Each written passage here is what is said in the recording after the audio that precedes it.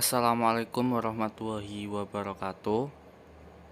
Perkenankan, di sini saya akan mempresentasikan hasil observasi dan evaluasi tugas UAS interaktif media yang beranggotakan kelompok.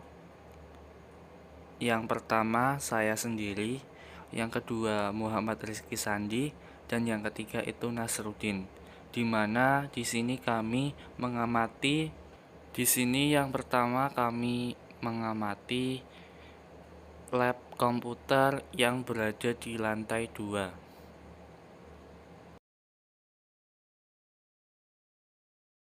Assalamualaikum warahmatullahi wabarakatuh. Perkenalkan, saya dari kelompok 2 akan mewawancarai salah satu mahasiswa dari ITSNU Pekalongan terkait lab komputer dari gedung ITSNU Pekalongan segi desain penempatan, fasilitas maupun kenyamanan. Nah, ini saya sudah bersama salah satu mahasiswanya. Silahkan Mas, perkenalan dulu. Perkenalkan, nama saya Hadi Amrullah dari Teknologi Komputer A Pagi. Menurut Anda, apakah desain penempatan komputer yang ada di lab itu sudah tepat? Kalau menurut saya pribadi, sudah tepat jika lab komputer itu digunakan untuk full praktek, artinya nggak digunakan untuk pemberian materi atau presentasi. Kalau digunakan untuk pemberian materi atau presentasi, menurut saya agak sedikit kurang tepat karena kita harus membolak-balikan badan ke depan dan menghadap ke komputer, gitu. Ya. Kemudian pertanyaan yang kedua, apakah fasilitas yang ada di ITS itu sudah lengkap atau belum? Menurut saya sudah lengkap, tapi sayangnya kurang mumpuni untuk spek komputernya dan kadang suka error sendiri untuk komputer karena itu bukan komputer, artinya itu komputer pemberian lah, bukan kita mengadakan sendiri. Artinya speknya kurang menurut saya. Selanjutnya untuk keamanan seperti CCTV itu di dalam ruangan belum ada, itu memungkinkan kejahatan, kan kejahatan bisa terjadi di mana saja, itu tidak ada yang tahu. Kelengkapan yang lain seperti korden itu bisa ditambahkan karena pantulan-pantulan sinar matahari itu bisa mengganggu kita saat proses pembelajaran seperti mengoperasikan komputer atau yang lainnya, gitu. Pertanyaan terakhir, sebagai mahasiswa, apakah Anda merasa nyaman dengan desain penempatan di lab tersebut? Menurut saya sudah sangat nyaman dari segi penempatan lab komputer jika digunakan untuk full praktek, tidak hanya untuk mendengarkan pemaparan materi atau presentasi. Sekian wawancara dari kelompok saya. Terima kasih. Wassalamualaikum warahmatullahi wabarakatuh. Assalamualaikum warahmatullahi wabarakatuh. Di sini saya akan memaparkan tentang hasil evaluasi yang sudah kelompok kami lakukan, yaitu pengamatan atau observasi terkait usability atau kegunaan dari salah satu ruangan yang ada di kampus. Nah, dalam hal ini kelompok kami memilih ruang lab 4 yang ada di lantai 2. Nah, di sini kami menggunakan 3 aspek penilaian atau evaluasi. Yang pertama itu aspek efektivitas, kemudian efisiensi, dan yang ketiga safety atau keamanan. Langsung saja kita masuk ke aspek yang pertama, yaitu aspek efektivitas. Efektivitas dalam suatu ruangan itu menurut kami lebih ke tata letak bagian yang perlu ada di dalam ruangan tersebut sehingga dapat meningkatkan keproduktivitasan mahasiswa atau gairah semangat mahasiswa ketika sedang praktek di lab tadi. Nah, terdapat beberapa poin yang ada. Poin yang pertama, ruang lab ini memiliki jendela sehingga dapat dikatakan efektif. Yang poin yang kedua yaitu pemilihan warna cat tembok yang ada di ruangan lab ini. Nah, yang kami rasa menurut kami pemilihan catnya itu sudah tepat dan benar yaitu warna putih. Warna putih sendiri mewakili kejelasan, kebersihan, spiritualitas, harapan, dan juga keterbukaan.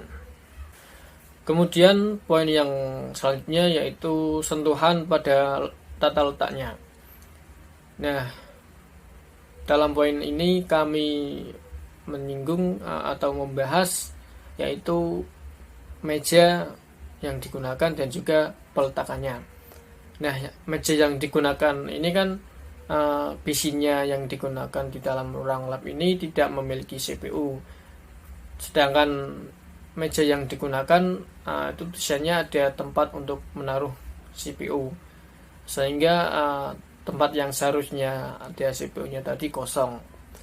Ya bisa diganti dengan meja yang biasa. Ya walaupun juga bisa diganti atau untuk menempatkan sesuatu seperti tas ataupun yang lainnya. Nah, dalam peletakan mejanya di dalam ruang lab 4 ini mejanya diletakkan dengan arah yang tidak searah semua. Artinya ada yang menghadap ke sana, ke sana dan juga ke sana, juga ke sana. Nah, itu menurut kami kurang efektif karena misalkan ketika dosen memberikan penjelasan dengan menggunakan proyektor, nah itu meja yang tidak searah dengan proyektor itu nanti bisa kelamaan atau keseringan untuk menengok seperti ini ataupun seperti ini. Nah, itu dikhawatirkan lehernya itu bisa pegel ataupun yang sejenisnya seperti itu. Ya, alangkah lebih baiknya juga diarahkan ke semua arah yang sama ke arah proyektor tadi. Nah, kemudian ini tata letak meja tadi udah, sekarang masuk ke AC. Sebelum membahas tata letaknya, AC dalam ruang lab ini masih satu. Nah, dari kami menyarankan agar bisa menambahi lagi satu, minimal 2 lah. Berarti ada 2 AC di satu ruang lab tadi. Nah, juga peletakannya juga harus merata. Artinya ketika AC digunakan, angin yang keluar itu dapat merata ke semua sudut ruangan yang ada di lab. Seperti itu. Poin yang selanjutnya yaitu ruangan dapat meredam kebisingan atau keramaian. Nah, di ruangan lab ini sudah ada jendela dan pintu yang mana kami rasa sudah dapat meredam kebisingan. Namun perlu juga adanya penambahan tutup jendela yaitu berupa korden ataupun yang sejenisnya. Itu bertujuan agar mahasiswa bisa lebih fokus lagi ketika sedang praktek di ruangan lab. Nah, poin yang selanjutnya yaitu hiasan ataupun bingkai ataupun poster ataupun yang sejenisnya yang ada di dinding. Nah, dalam ruang lab 4 ini sudah ada bingkai yang berisi tentang visi dan misi ITSNU Pekalongan. Nah, menurut kami ataupun yang kami rasa juga perlu adanya penambahan lagi. Contohnya misalkan tentang kata-kata motivasi untuk menyemangati mahasiswa agar dapat semangat lagi dalam menuntut ilmu dan bisa menggapai cita-citanya itu dengan sungguh-sungguh. Contohnya seperti berikut. Nah, kita masuk ke aspek yang kedua, yaitu efisiensi ruangan. Nah, efisiensi ruangan di sini kami mendefinisikan yaitu penggunaan ruang secara tepat baik dalam segi aktivitas maupun waktu.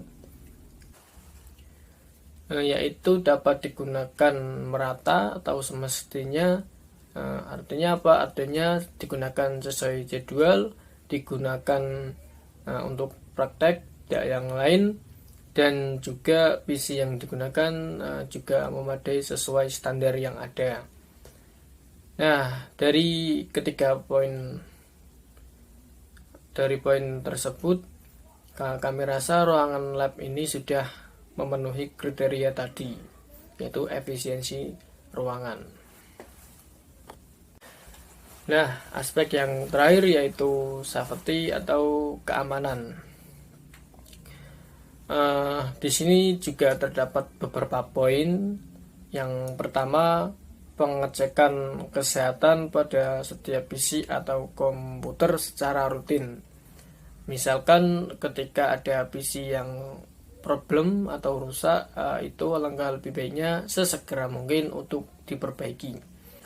Nah, terkait poin tadi, kami maupun saya sendiri pernah menjumpai PC yang sedang problem atau rusak sehingga tidak dapat digunakan untuk praktek.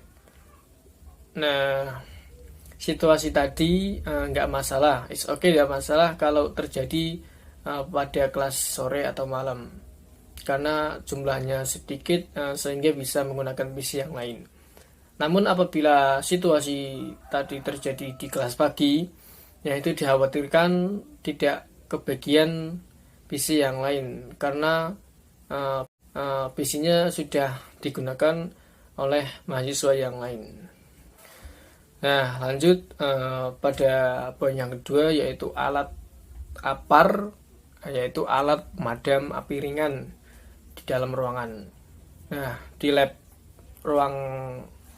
ruang lab ini belum ada APAR-nya. Nah, itu menurut kami juga perlu itu agar waspadalah atau mempersiapkan apabila ada sesuatu hal yang tidak kita inginkan terjadi, contohnya misalkan kebakaran kecil ataupun yang sejenisnya. Selanjutnya poin yang ketiga yaitu alat CCTV. Nah, di ruang lab ini belum ada CCTV-nya. Nah, CCTV ini berfungsi misalkan ketika ada sesuatu barang yang hilang, itu baik yang dimiliki oleh mahasiswa maupun dosen ataupun fasilitas yang ada di ruang lab. Terlebih kan di dalam ruang lab ini terdapat banyak PC dan juga AC, sehingga dikhawatirkan misalkan kejadian yang tidak kita inginkan terjadi, yaitu kehilangan sesuatu, ya itu bisa lihat di CCTV. Demikian itu saja yang dapat saya sampaikan, kurang lebihnya mohon maaf. Wassalamualaikum warahmatullahi wabarakatuh. Baik, setelah kita mengamati serta mengevaluasi lab komputer yang berada di ITS FMU Pekalongan, di sini saya akan mengamati serta mengevaluasi kampus ITS NU Pekalongan dari gedung bagian depan, di mana gedung bagian depan tertera dan tampak jelas banget tulisan kampus Teknopreneur, di mana kampus Teknopreneur tersebut merupakan headline kita atau ciri khas dari kampus kita, yaitu kampus Teknopreneur, di mana tulisan tersebut sebenarnya tidak salah. Kampus Teknopreneur itu dengan tulisan seperti itu mempermudah kita untuk mengingatnya. Tetapi alangkah lebih baiknya tulisan tersebut itu ditambahi dengan of. Jadi kampus of Teknopreneur, di mana of itu memiliki arti atau makna memperjelas serta menyambungkan bahwa kampus kita itu kampus Teknopreneur, seperti itu. Sebenarnya tidak salah tulisan tersebut, kampus Teknopreneur itu untuk mempermudah kita untuk mengingatnya seperti itu. Tapi alangkah lebih baiknya itu ditambahi of, karena of tadi itu memiliki makna memperjelas serta menyambungkan bahwa kampus kita itu kampus teknopreneur, seperti itu. Tidak masalah sih, itu cuma unek-unek saya saja, karena saya sempat dapat kritik dari masyarakat umum bahwasannya kalau misal yang membaca tulisan itu anak sastra Inggris atau anak bahasa Inggris gitu ya, kuliahan bahasa Inggris, itu katanya tulisannya itu kurang tepat. Ya udah bener sih, tapi kurang tepat seperti itu.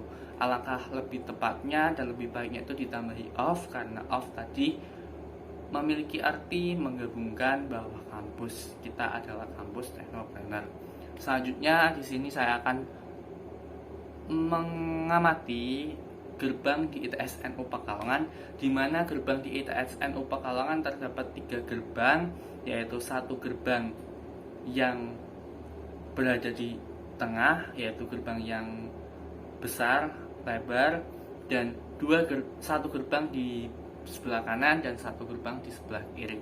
Di mana gerbang yang sering dibuka yaitu gerbang yang berada di bagian tengah, di mana gerbang yang di sebelah kanan dan sebelah kiri itu kurang berfungsi atau kurang digunakan sebagaimana mestinya, karena fungsi gerbang kan untuk keluar masuk, akses masuk mahasiswa atau warga yang ada di kampus tersebut. Tetapi gerbang yang berada di sebelah kanan dan sebelah kiri itu jarang dibuka, entah kenapa, lebih mementingkan atau membuka gerbang yang berada di bagian tengah. Toh jikalau kita menggunakan sistem masuk lewat gerbang kiri dan keluar lewat gerbang kanan itu, maka kita atur buka tutup gerbangnya seperti itu. Menurut saya jika terdapat 3 gerbang itu membingungkan sekali, karena kita lebih sering masuk lewat gerbang yang berada di tengah seperti itu. Cukup sekian presentasi dari kami, kurang lebihnya kami mohon maaf. Kami akhiri. Wallahul muwaffiq ila aqwamit thoriq. Wassalamualaikum warahmatullahi wabarakatuh.